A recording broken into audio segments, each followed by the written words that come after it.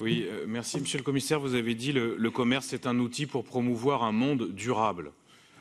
Mais en êtes-vous si sûr? Ce matin, en commission, on examinait le rapport annuel de la politique commerciale de l'Union. On voit en effet qu'il y a une augmentation des échanges quand il y a un accord. Ce qu'on voit en revanche, c'est qu'en termes de droits sociaux et de développement durable, le compte n'y est pas. Et il n'y est pas dans les accords passés, il n'y est pas dans les accords à venir. Parce que à qui vous allez faire croire qu'on va faire le Green New Deal, qu'on respecte l'urgence climatique et en même temps, on s'apprête à négocier avec l'Indonésie qui est le champion du monde de la déforestation. À qui vous allez faire croire qu'on s'occupe du développement durable et qu'on négocie avec l'Australie, dont les choix environnementaux ont été désastreux, qui est un des pays les plus loin d'Europe, avec qui on va intensifier les échanges commerciaux. C'est-à-dire en termes de gaz à effet de serre, c'est une catastrophe. Donc là-dessus, moi je vous trouve très court.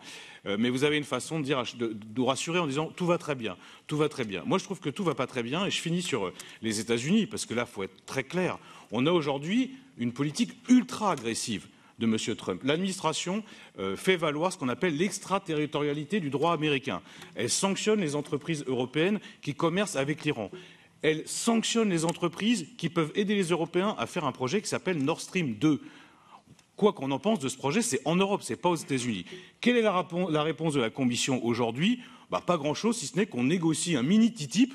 Donc on était parvenu à sortir le TTIP par la porte et vous le faites rentrer par la fenêtre. Donc moi, Monsieur le Commissaire, je vous trouve bien trop rassurant et il faudrait peut-être passer à une Europe qui se fasse un peu plus respecter.